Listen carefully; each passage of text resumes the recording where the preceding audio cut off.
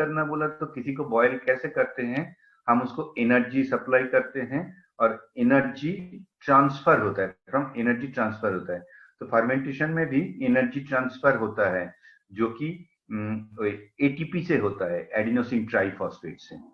ठीक है, तो अगर हम थोड़ा सा इसका और डिटेल में जाए, ये फर्मेंटेशन कैसे काम करते हैं, तो फर्मेंटेशन ऐसे काम करते हैं, जो माइक्रो ऑर्गेनिज्म है, जो डिफरेंट कार्बोहाइड्रेट्स जो है, कार्बन सोर्स है, जैसे शुगर है, ग्लूकोज है ना, या तो स्टार्च है, मतलब ये सब starch is a complex carbon, है ना। तो ये क्या करते हैं ना, ये इसको बैक्टीरिया यूज करते हैं एज एनर्जी सोर्स का हिसाब से यूज करते हैं, एंड फ्यूल टू कार्बोहाइड्रेट जो सॉरी फर्मेंटेशन प्रोसेस में जो फ्यूल लगता है वो फ्यूल है carbon source, that is carbohydrate. तो उसका बाद हमने जो अभी बताया था, जो ऑर्गेनिक जो केमिकल है, दैट इज एडिनोसिन ट्राइफॉस्फेट, जो एटीपी बोलते हैं, ये एटीपी हमें एनर्जी सप्लाई करते हैं every part of the cell.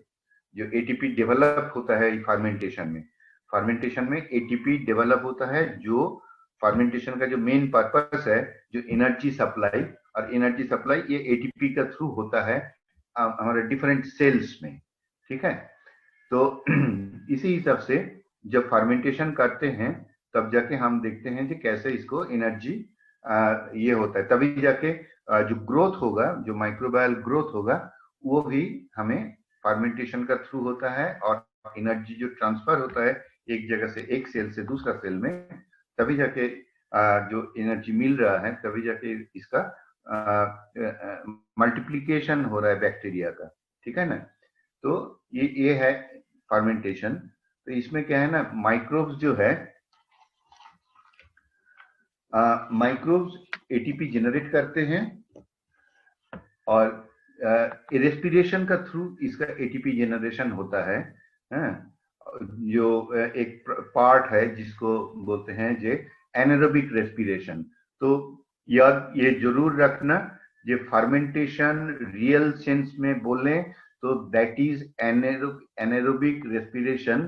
ठीक है, तो एनारोबिकली इसको करते हैं तभी जाके फर्मेंटेशन होता है। Fermentation is similar to anaerobic respiration. ये जो है ना, ये जब बहुत ज्यादा आपका ये होता है, ऑक्सीजन रहता है, तब भी क्या है ना, हमें एनारोबिक पाथ फॉलो करते हैं। जैसे लैक्टिक एसिड बैक्टीरिया है, जो लैक्टिक एसिड बैक्टीरिया है, जो हमारा प्रोबायोटिक में बहुत सारा रहते हैं, और ये एक इम्पॉर्टेंट बैक्टीरिया है जो लैक्टिक एसिड प्रोड्यूस करते हैं। ये भी एनारोबिक प्रोसेस में प्रेफर करते हैं, which leads to ATP generation, unlike respiration which uses pyruvic acid। मतलब pyruvic acid जब होता है कार्बोहाइड्रेट से, ये भी एनारोबिक प्रोसेस में कोई ऑक्सीजन जरूरत नहीं पड़ता है, ये ग्लाइकोलाइसिस प्रोसेस होता है। ये ग्लाइकोलाइसिस प्रोसेस में आपका कार्बोहाइड्रेट से पहले पायरुविक एसिड होता है। ये पायरुविक एसिड बनने के लिए कहीं पे भी ऑक्सीजन इस्तेमाल नहीं होता है, ये एंजाइमेटिक रिएक्शन होता है। मतलब जो बैक्टीरिया एंजाइम्स जनरेट करते हैं, उस एंजाइम्स का थ्रू ये पायरुविक एसिड में कन्वर्ट होता है, और ये पायरुविक एसिड बाद में क्रेब्स साइकिल्स का थ्रू आपका एनर्जी जनरेट करते हैं। तो this is the fundamental nature of your this thing fermentation. तो हम जो बोलते हैं जे फर्मेंटेड कार्बन, ये फर्मेंटेड कार्बन में भी हम बोलते हैं कि इसको अगर रियल सेंस में इसको फर्मेंटेशन करना है तो एनारोबिकली करना पड़ेगा। एनारोबिकली मतलब क्या है ना, प्योर एनारोबिक कंडीशन मेंटेन करना इतना आसान नहीं रहता है। तो मतलब ये है ना, माइक्रो क्वांटिटी में अगर एयर रहे तो कोई दिक्कत नहीं होता है, क्योंकि वो उसी हिसाब से पाथ ले लेता है। ठीक है ना। अच्छा, तो ऑर्गेनिजम्स जो ये करते हैं, एनर्जी लेते हैं, एनर्जी जो मिलते हैं एनारोबिकली थ्रू फर्मेंटेशन। ठीक है, लेकिन कुछ सिस्टम्स ऐसा है जो सल्फेट यूज करते हैं वो एनर्जी ट्रांस एक्सेप्टर का हिसाब से, मतलब apart from your ATP and NADH, NADP, ये सब का अलावा वो सल्फेट का थ्रू भी ये करते हैं, मतलब एनर्जी ट्रांसफर प्रोसेस उसको कैरी ओवर होता है, ठीक है ना। अच्छा, अभी क्या होता, नेक्स्ट क्या पॉइंट ये बोलना चाहूंगा, जे ये जो फर्मेंटेशन होता है, ये फर्मेंटेशन में होता क्या है ना, फर्मेंटेशन ये ऑक्सीजन के एब्सेंस में तो ये प्रोसेस बना, प्रोसीड किया, and in presence of beneficial micro organisms, जैसा बेनिफिशियल माइक्रो ऑर्गेनिजम्स में ईस्ट है, मोल्ड्स है, बैक्टीरिया है ना, ये जो सब एनर्जी लेते हैं ये फर्मेंटेशन का थ्रू लेते हैं, और इसका ग्रोथ उसी हिसाब से होता है।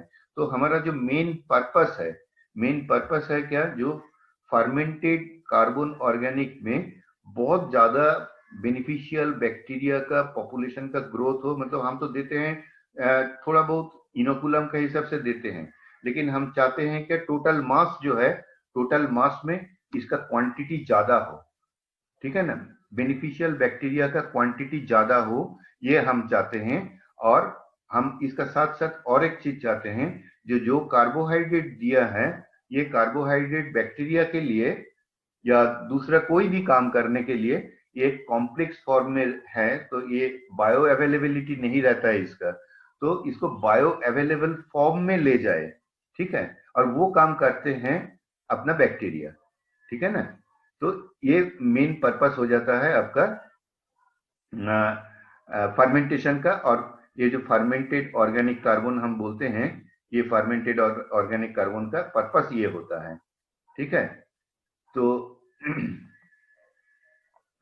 तो मतलब क्या है, ये जो फर्मेंटेशन प्रोसेस जो हमने एडप्ट किया है, ये फर्मेंटेशन प्रोसेस में क्या हो रहा है, क्या एडवांटेज क्या है, एडवांटेज ये है, जे इसमें इट इज जो जो जो जो मास बना, ये mass it is rich in probiotic, probiotic से ये रिच हो गया, मतलब इसमें बहुत सारा बेनिफिशियल माइक्रो ऑर्गेनिजम्स ग्रोथ हुआ है, ठीक है। और ये जो प्रोबायोटिक बना, मतलब जो प्रोबायोटिक रिच मास, ये मास अल्टीमेटली गट में जाता है, गट सिस्टम में जाता है फिश का, और उसमें जाके उन्होंने बेनिफिशियल इफेक्ट्स देते हैं, ठीक है। और इसका अलावा जो पॉइंट रहता है, ये पॉइंट ये रहता है, ये क्या करता है, इम्यूनिटी सिस्टम को डेवलप करने के लिए इन्होंने काम करते हैं, मतलब ये जो मास है, मतलब फर्मेंटेड कार्बन जो है, फर्मेंटेड कार्बन ये इम्यूनिटी डेवलप करने में हेल्प करते हैं। तीसरी और एक चीज रहता है, ये जो है आपका एंटी पैथोजेनिक इफेक्ट देता है, एंटी पैथोजेनिक एनवायरनमेंट क्रिएट करते हैं, और उसमें सबसे बड़ा रोल लेते हैं ये लैक्टिक एसिड। जैसा कि हम बता रहे हैं, जे हम हमारा डेली लाइफ में भी ये चीज देख सकते हैं, जैसा जब हमारा स्टमक अपसेट होता है, तो ये कहावत ये है, जो घर पे जो बुजुर्ग बंद ये रहते हैं, उन्होंने बोलते हैं जे दही लो, दही लेते हैं तो हमारा पेट का जो अपसेट कंडीशन था वो ठीक होता है। और एक्चुअली इसका मतलब ये है, जो दही का रूप में जो हम लैक्टिक एसिड लेते हैं, लैक्टिक एसिड बैक्टीरिया लेते हैं, ये बैक्टीरिया और ये लैक्टिक एसिड हमारा अंदर जाके गट सिस्टम में वो मतलब जो अपसेटिंग कंडीशन था, उस कंडीशन को वो ठीक करते हैं। तो इसीलिए मैं बता रहा हूँ कि इसी हिसाब से हमारा फर्मेंटेड कार्बन से जो हमारा लैक्टिक एसिड मिलते हैं, वो लैक्टिक एसिड बहुत इंपॉर्टेंट है। और इसीलिए फर्मेंटेड कार्बन जो बोलते हैं हम, इसका सारा मटेरियल तो हम मिला लिया, मिलाने का बाद हमारा एक्चुअली फर्मेंटेड कार्बन बना है नहीं बना है, उसका इंडिकेटर क्या है, पीएच। आप हमेशा देखेंगे ये फर्मेंटेड कार्बन में पीएच कम होना चाहिए। कितना कम हो जाता है, कम से कम कुछ नहीं है तो 3.8 टू 4.2 का रेंज में रह जाता है। इनिशियली हम जब ये सारा सब्सटेंस मिक्स करते हैं, है ना, तो उस टाइम पीएच हमारा रहता है 5.8 टू 6.5 का बीच में कुछ रहता है। लेकिन जब फर्मेंटेशन होता है, फर्मेंटेशन का बाद फर्मेंटेड कार्बन का जो मास रहेगा उसका पीएच जरूर डाउन होना मांगता है। अगर डाउन नहीं हुआ, आप ये क्लियरली नोट कर सकते हैं जे आपका फर्मेंटेड कार्बन रेडी नहीं हुआ। समझ गया ना? तो इसी हिसाब से मैं बता रहा था, ये फर्मेंटेड कार्बन में आपको लैक्टिक एसिड होना जरूरी है। ठीक है। अच्छा, उसका बाद क्या है ना, फर्मेंटेशन जो ये करते हैं, ये एंटी न्यूट्रिएंट्स कुछ मटेरियल रहता है हमारा फीड में या गट सिस्टम में, है ना, उसको भी न्यूट्रलाइज करते हैं। एक very common anti nutrient material जो है, दैट इज फाइटिक एसिड, जो हम लेते हैं ना, जैसा कुछ तो सोयाबीन में है, कुछ है जो डीऑइल्ड केक है, डीऑइल्ड केक में भी बहुत सारा फाइटिक एसिड रहता है। तो ये जो फाइटिक एसिड है, ये एंटी न्यूट्रिएंट एक इफेक्ट है इसका। ठीक है। तो ये एंटी न्यूट्रिएंट इफेक्ट को न्यूट्रलाइज करने के लिए फर्मेंटेड कार्बन बहुत ज्यादा हेल्प करते हैं। ठीक है। तो उसका बाद क्या है ना, ये जो फर्मेंटेड कार्बन है और ये जो बैक्टीरिया अंदर जाते हैं, जो हम सीरियल्स का थ्रू या दूसरे कुछ फीड्स का थ्रू मिनरल्स प्रोवाइड करते हैं, तो ये मिनरल्स जो प्रोवाइड करते हैं, काफी टाइम देखा जाता है जब मिनरल्स दे रहा है, लेकिन क्या है, उसका इम्पैक्ट नहीं मिल रहा है। इसका मतलब मिनरल डेफिशिएंसी देखा जाता है। इसका कारण यह है जो ये जो मिनरल्स हम देते हैं, ये बायो अवेलेबिलिटी नहीं रहता है इसका। ठीक है। तो ये बायो अवेलेबिलिटी करवाने के लिए हमारा ये फर्मेंटेड कार्बन काम करते हैं। ठीक है।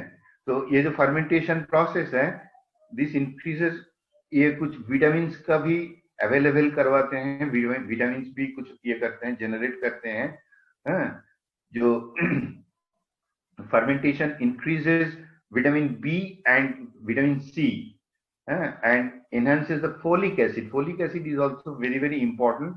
Folic acid, riboflavin, niacin, thiamine, ऐसा जो विटामिन है ना, ये विटामिन का भी अवेलेबिलिटी बढ़ता है ड्यूरिंग दिस फर्मेंटेशन प्रोसेस। तो इसीलिए हम बोलते हैं जो फर्मेंटेशन, फर्मेंटेड कार्बन जो है, fermented carbon is very important thing. ठीक है। लेकिन इसका बाद मैं जो बोलूंगा, इसका बोलूंगा जो ये फर्मेंटेड कार्बन बनाते कैसे हैं। बनाते ऐसे हैं जो एक कार्बन सोर्स तो हमें जरूरत है, और उसका साथ बैक्टीरिया जरूरत है, और उसके साथ कुछ मॉइस्चर जरूरत है। ठीक है। तो कार्बन सोर्स का हिसाब से बहुत लोग बहुत कुछ लेते हैं, जैसा कोई लोग मोलासेस लेते हैं, कोई लोग स्टार्च लेते हैं, कोई लोग राइस पाउडर लेते हैं, कोई लोग ये लेते हैं आपका राइस ब्रांड लेते हैं। ठीक है। लेकिन क्या है ना, इसमें सभी में कुछ एडवांटेज, कुछ डिसएडवांटेज है। ठीक है। तो उसमें मैंने जो बोलूंगा, जे राइस ब्रांड या स्टार्च या राइस पाउडर, ये जो है, ये है आपका कॉम्प्लेक्स कार्बन। ठीक है। और इसका पार्टिकल साइज अगर ठीक ठीक ना हो, तो उसमें क्या होता है, आपका ये पार्टिकल्स नीचे डिपॉजिट हो जाता है, और नीचे डिपॉजिट होने का कारण, वो जो पार्टिकल्स है वो बैक्टीरिया का कांटेक्ट में बहुत अच्छा से नहीं आ पाता है। इसी का कारण नीचे एक ये करते हैं, आपका एनारोबिक कंडीशन जनरेट करते हैं। तो इसलिए हम ये बोलते हैं कि जो भी कार्बन सोर्स लें, वो कार्बन सोर्स थोड़ा पाउडर फॉर्म में हो, ताकि वो सस्पेंशन में रह सके और बैक्टीरिया का कांटेक्ट में आ पाए। तो बैक्टीरिया का कांटेक्ट में आएंगे तो ये बैक्टीरिया वो कार्बन सोर्स जो है उसको डिग्रेड कर पाएंगे, उसको इजी कार्बन सोर्स में कन्वर्ट कर पाएंगे। ठीक है, फर्मेंटेशन का थ्रू। तो इसीलिए उसको उसी हिसाब से लेना मांगता है। और मोलासेस जो है, मोलासेस लेने का एक एडवांटेज ये रहता है, एक तो मोलासेस लिक्विड फॉर्म में है, इसीलिए कार्बन जो बैक्टीरिया रहता है, वो बैक्टीरिया सस्पेंशन में अच्छे से रह सकता है। और in comparison to your other carbon source like your starch या राइस पाउडर, है ना, जो मोलासेस है वो इजियर ये है, मतलब इतना कॉम्प्लेक्स कार्बोहाइड्रेट नहीं है। ये कॉम्प्लेक्स कार्बोहाइड्रेट नहीं होने का कारण इसका डिग्रेडेशन फास्टर होता है और इसमें बैक्टीरिया का ग्रोथ भी अच्छा होता है। इन एडिशन मोलासेस में और भी कुछ रहता है, जैसा कुछ मिनरल्स रहता है, नेचुरल मिनरल्स रहता है, नेचुरल विटामिन रहता है, जो माइक्रो क्वांटिटी में रहता है और ये चीज आपका बैक्टीरिया का ग्रोथ में हेल्प करते हैं। ठीक है, तो इस हिसाब से आपको ये लेना मांगता है। और इसमें जो आपका ये है, मतलब क्वांटिटी है, क्वांटिटी मैं ऐसा बोलता हूं, जे अगर मोलासेस लें, मोलासेस में जो कार्बोहाइड्रेट्स है वो इजी अवेलेबल होने का कारण और सिंपल कार्बोहाइड्रेट होने का कारण हम बोलते हैं जे आप जब फर्मेंटेड कार्बन ये करेंगे तब जाके अराउंड 2 kg मोलासेस लीजिएगा, 2 लीटर्स या 2 kg मोलासेस लीजिएगा, उसका साथ आप 200 से 250 से 500 ग्राम तक प्रोबायोटिक मिलाइए और उसमें डायल्यूट इसी हिसाब से कीजिए, अराउंड 18, मतलब 1:, सॉरी नॉट 1, 2:18 रेशियो में आप इसको 20 लीटर्स बना के इसमें अच्छा फर्मेंटेड कार्बन बना सकते हैं। ठीक है, ये जो फर्मेंटेड कार्बन है और उसमें क्या है ना, एनारोबिक कंडीशन मेंटेन जरूर कीजिएगा, तभी जाके ये फर्मेंटेशन पाथ फॉलो करेगा और फर्मेंटेशन पाथ फॉलो करने से इसमें growth of probiotic will be very good and इसमें लैक्टिक एसिड का जनरेशन बहुत अच्छा होगा। लैक्टिक एसिड या उसी ग्रुप का लैक्टोकॉकस भी हो सकता है, रोडोकॉकस भी हो सकता है, तो उसी में ग्रोथ होता है उस हिसाब से, जो कि आपको गट सिस्टम में भी लैक्टिक एसिड जनरेशन का टेंडेंसी बढ़ाते हैं। तो लैक्टिक एसिड जनरेशन का टेंडेंसी अगर बढ़ जाता है तो वो आपको ज्यादा फायदा देता है। तो इसी हिसाब से आप मोलासेस से बनाइएगा ताकि इसमें आप मतलब बहुत ज्यादा बेनिफिट मिले। ठीक है, और उसका बाद हम अगर जाते हैं इसमें और इसमें जो टाइम पीरियड है, that time period is 36 hours, it is not required more than 36 hours. और इसका जो शेल्फ लाइफ है, मतलब इन केस ऑफ मोलासेस इसका जो शेल्फ लाइफ है, ये शेल्फ लाइफ रहते हैं almost 90 days. If you put the cap, अच्छा से कैप बंद करके रखेंगे तो ये 90 डेज रह सकता है और इसके ऊपर कोई लेयर मतलब दूसरा कंटामिनेशन होने का चांस कम रह जाता है। होता है तो भी आप वो जो स्कम जनरेट होता है, उस स्कम को अगर निकाल देंगे तो नीचे जो सोल्यूशन है, that solution will serve your purpose. ठीक है, और in case of solid this thing, जैसे स्टार्च होगा या राइस ब्रान होगा, ठीक है, उस केस में हम ये बोलते हैं जे आप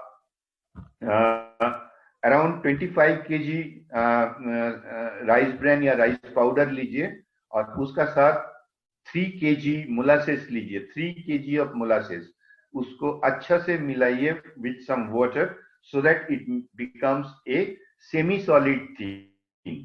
उसका बाद आप around 250 grams to 500 grams, depend करते हैं जो प्रोबायोटिक में कितना पोटेंसी है उसके ऊपर, तो 250 से 500 ग्राम्स प्रोबायोटिक लेके उसको अच्छा से मिला के उसको भी आप कंप्लीट कवर्ड कंडीशन में रखिए, बट इट और उसमें और थोड़ा सा पानी भी मिलाना पड़ेगा सो that it becomes a semi solid slurry like thing.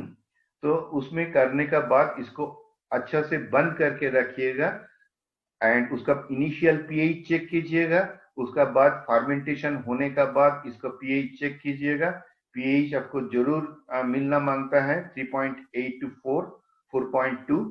ये मिलाने का बाद आप in case of rice bran और राइस पाउडर और starch, it will take not less than 72 hours, जो कि एक खट्टा सा स्मेल आएगा आपका उसमें, लेकिन it is not bad smell.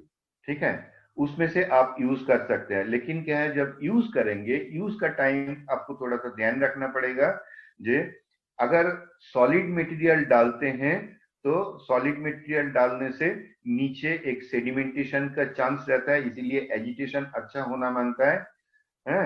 और मोलासिस के कारण जो यूज करते हैं, मोलासिस वाला अगर फर्मेंटेड कार्बन लेते हैं तो वो तो मिक्स हो जाएगा पानी में, उसमें ज्यादा प्रॉब्लम नहीं होता है। लेकिन जब डालेंगे तब पानी में ये चीज जरूर ध्यान रखना चाहिए, जो ये जब देंगे it will give a high load, ठीक है ना। तो इसीलिए क्या है ना, ये जब पानी में डालेंगे तब जाके ये ऑक्सीजन को डिप्लीट करेगा, इसीलिए ऑक्सीजन लेवल अच्छा हो तभी डालिएगा, ठीक है। और कभी भी ये रनिंग कंडीशन में मैं डालने के लिए ये करता हूँ, मैंने मतलब बहुत ज्यादा इनकरेज नहीं करता हूँ रनिंग कंडीशन में, इन द सेंस जब मछली रहते हैं उस टाइम। लेकिन उस टाइम अगर रखें, अगर डालना चाहते हैं कोई बुरा बात नहीं होता है, लेकिन ध्यान से डालना पड़ेगा, मतलब ऑक्सीजन लेवल देख के डालना पड़ेगा।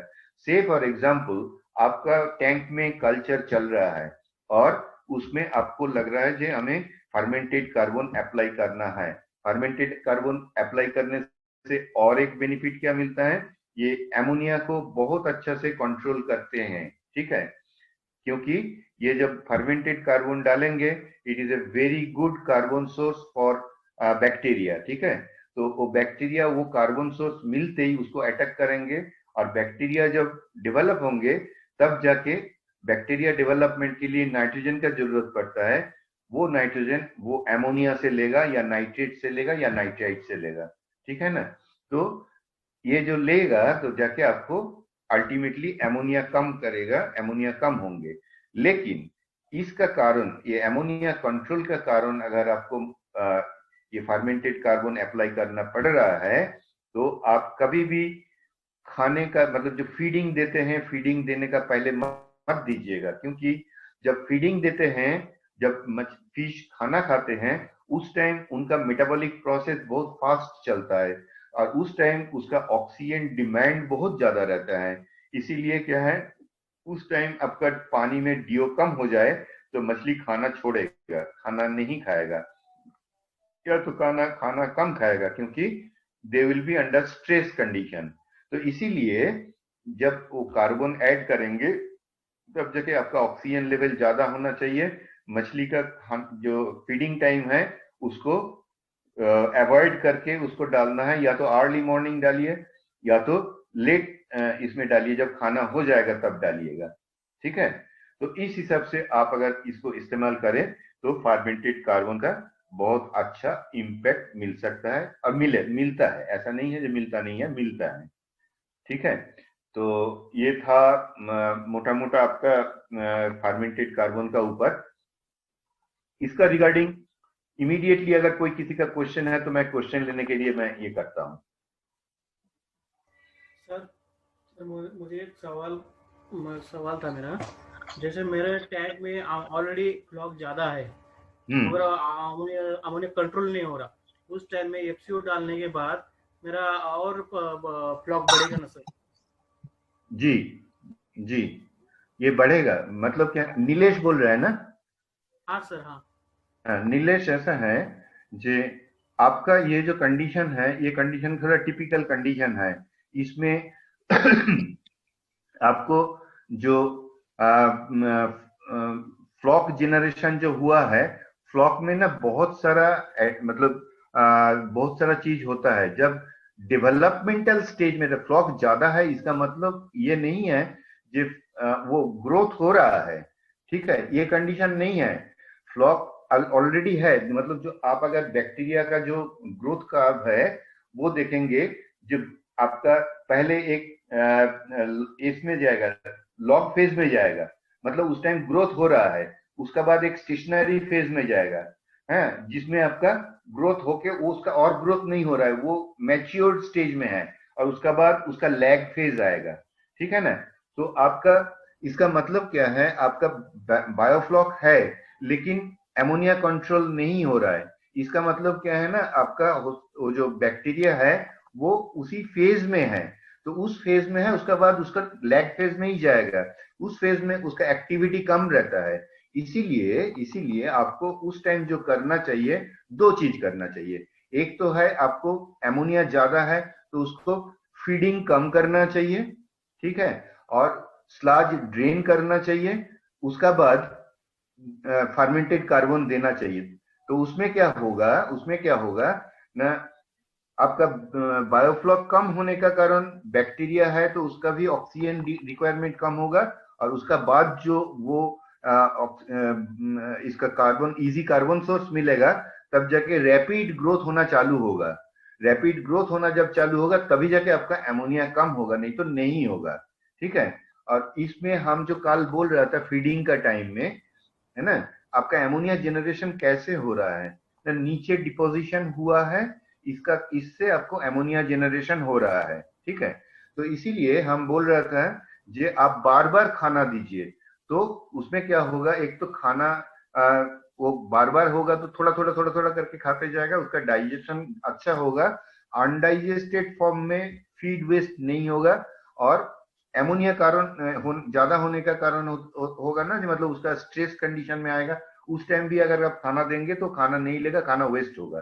तो खाना जो वेस्ट है, फीड वेस्ट जो है, इसको आपको कंट्रोल करना है, बैक्टीरिया ग्रोथ को थोड़ा सा कम कर देना है, उसका बाद आप बैक्टीरिया ग्रोथ के लिए नया देंगे, तो नया बैक्टीरिया जब ग्रोथ होना चालू होगा तभी जाके आपका एमोनिया कंट्रोल में आएगा।